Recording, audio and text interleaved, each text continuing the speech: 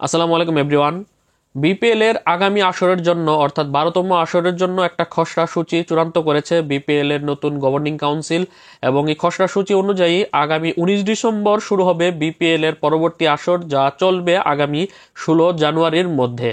এই 19 ডিসেম্বর থেকে 16 জানুয়ারির মধ্যে বিপিএল এ 5 থেকে 6টি দলকে নিয়ে বিপিএল আয়োজন করার লক্ষ্যে নেমেছে বিসিবি। কমপক্ষে 5টি দল নিয়ে যে করবে সেটা কিন্তু তারা গত পরশু দিন 11 অক্টোবর কিন্তু তারা তাদের বিজ্ঞপ্তিতে উল্লেখ করেছে যে তারা কমপক্ষে 5টি দল নিয়ে করবে। তবে বিজ্ঞপ্তির বাইরের বিষয় নিয়ে যদি কথা বলি, বিসিবি পরিকল্পনায় আছে 5টি দলের থেকে সর্বোচ্চ 6টি দল নিয়ে তারা আয়োজন করবে। সেক্ষেত্রে যদি 6 নাম্বার দলটা যে একটা ভালো দল পায়, সেক্ষেত্রে তারা 6 দল নিয়ে বিপিএল আয়োজন করবে।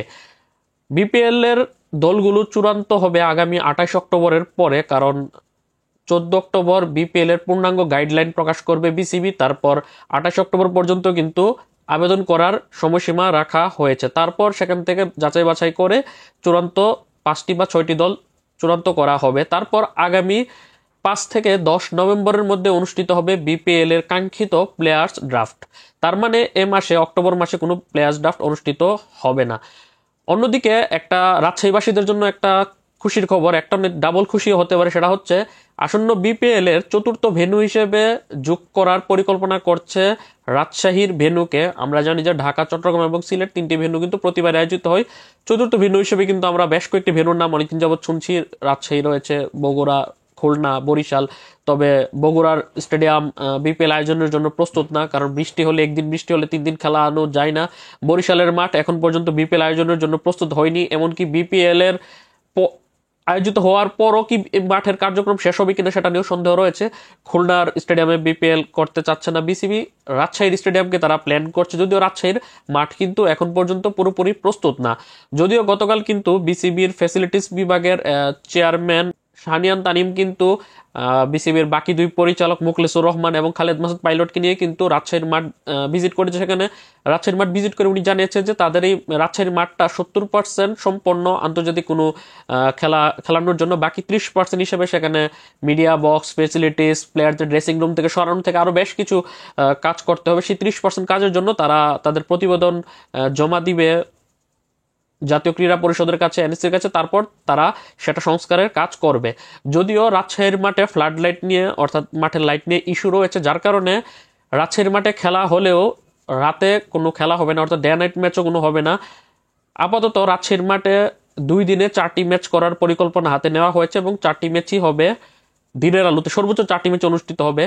তো দিনের আলোতে যদি 4টি ম্যাচ অনুষ্ঠিত হয়, সেক্ষেত্রে কিন্তু রাজশাহীর মাঠে প্রথম ম্যাচটি দিতে হবে সকালে, দ্বিতীয় ম্যাচটি দুপুরে দিতে হবে, যদি 2টা ম্যাচ দিনে আয়োজন করতে হয়। আমরা কিন্তু লাস্ট অনেক বছর ধরে কিন্তু দেখছি না যে সকালে কোনো ম্যাচ হতে, কারণ আমরা জানি যে বিপিএল এ সবসময় 2টা শিডিউলে খেলা শুরু হয়, দুপুর 1:30 অথবা 2টায়, অথবা সন্ধ্যা 6টা, 6:30, 7টা, এই শিডিউলে কিন্তু 2টা ম্যাচ অনুষ্ঠিত হয়। তবে যেহেতু রাজশাহীর মাঠে ফ্লাড লাইট ইস্যু রয়েছে এবং ডে নাইট বা নাইট কোনো খেলা হবে না, সেক্ষেত্রে রাজশাহীর মাঠে 2টা ম্যাচ হলে সকালে একটা আর দুপুরে একটা হতে পারে, এরকম করে 2 দিনে 4টি ম্যাচ। আপাতত সেটা পরিকল্পনাধীন রয়েছে, হবে যে এখন পর্যন্ত কিন্তু চূড়ান্ত হয়নি। অর্থাৎ রাজশাহীর মাঠে ক্রীড়া পরিষদের কাজের পরিস্থিতি দেখেই মূলত বিসিবি সিদ্ধান্ত নিবে। অর্থাৎ চতুর্থ ভেন্যু হিসেবে যুগ হলে রাজশাহীর ভেন্যুটাই যুগ হবে। তবে রাজশাহীর ভেন্যুতে কাজের স্পিডটা তারা বরিশালের মাঠের কাছ থেকেও বেশি স্পিডে কাজ করবে। অন্যদিকে এখন রাজশাহীর মাঠে যেহেতু খেলা, রাজশাহীর দল থাকবে কিনা এটা অনেক বড় একটা কিন্তু প্রশ্ন। কারণ আপনি যেই অঞ্চলের মাঠে খেলা দিবেন, সেই অঞ্চলের যদি দল না থাকে, সেক্ষেত্রে কিন্তু আপনার দর্শক মাঠে আসবে না। সেই হিসাবে রাজশাহীরও তো একটা দল থাকবে। তবে রাজশাহীর দলটা কে হবে? দুর্বার রাজশাহী তো নয়, অবশ্যই না, দুর্বার রাজশাহীর দল বিপিএল এ থাকছে না। তবে রাজশাহীর মালিকানা চেয়ে 2টা প্রতিষ্ঠান তারা আগ্রহী, তারা বিসিবির কাছে আবেদন করার জন্য অলরেডি তারা বিসিবির সাথে যোগাযোগ করেছে।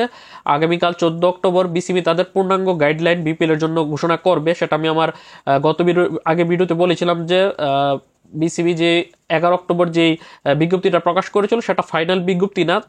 14 অক্টোবর পূর্ণাঙ্গ বিজ্ঞপ্তি থাকবে, সেখানের মধ্যে কিছু গাইডলাইন, রুলস এন্ড রেগুলেশন থাকবে বিপিএল এর দলগুলোর জন্য। সেই গাইডলাইন অনুযায়ী দলগুলো আবেদন করবে, যদি তারা ওই গাইডলাইন মেনে আবেদন করতে পারে। সেই হিসাবে রাজশাহীর 2টা প্রতিষ্ঠান রয়েছে যারা আবেদন করবে। সেই হিসাবে রাজশাহীকে ভালো একটা মালিকের হাতে তুলে দেওয়ার জন্য কিন্তু বদ্ধপরিকর বিপিএল গভর্নিং কাউন্সিল। সেই হিসাবে যেহেতু রাজশাহীতে ভেন্যু করা হচ্ছে, অবশ্যই রাজশাহীর দল থাকবে। তবে রাজশাহীর দল থাকতে গেলে মূল 7 বিভাগের যে কোনো একটা বিভাগের কপাল পড়তে যাচ্ছে, সেটা কে হতে পারে সেটা হয়তো বা সময় সামনে বলে দিবে। তো যতটুকু জানা যাচ্ছে যে রাজশাহীর দল বিপিএল এ থাকবে। তো এই ছিল আপডেট। আগামী 19 ডিসেম্বর থেকে বিপিএল শুরু হবে, যা চলবে 16 জানুয়ারি পর্যন্ত। যদিও 16 জানুয়ারি ফাইনাল এই ডেট না, 16 থেকে 19 জানুয়ারির মধ্যে ফাইনাল অনুষ্ঠিত হবে। এটার পেছনে একটা কারণ আছে, যদি 5 দলের বিপিএল হয় সেক্ষেত্রে 16 জানুয়ারি ফাইনাল হয়ে যেতে পারে, যদি 6 দলের বিপিএল হয় সেক্ষেত্রে ফাইনালের সময়সীমাটা 19 জানুয়ারি পর্যন্ত যেতে পারে। আর বিপিএল এর প্লেয়ার্স ড্রাফট 5 থেকে 10 নভেম্বরের মধ্যে অনুষ্ঠিত হবে, এবং প্রত্যেকটি দল যারা অংশগ্রহণ করবে তাদেরকে 3 কোটি টাকা বিসিবিকে ব্যাংক গ্যারান্টি দিতে হবে। অর্থাৎ 5 বছরের জন্য যদি দল দেওয়া হয়, 5 বছরের জন্য দেওয়া হবে, সেক্ষেত্রে দলগুলোকে 15 কোটি টাকা ব্যাংক গ্যারান্টি জমা দিতে হবে বিপিএল গভর্নিং কাউন্সিলের কাছে। তো এই ছিল সবশেষ আপডেট। আপডেটটি যেন আপনাদের এরকম লাগলো সেটা অবশ্যই কমেন্ট করে জানাবেন। আল্লাহ হাফেজ।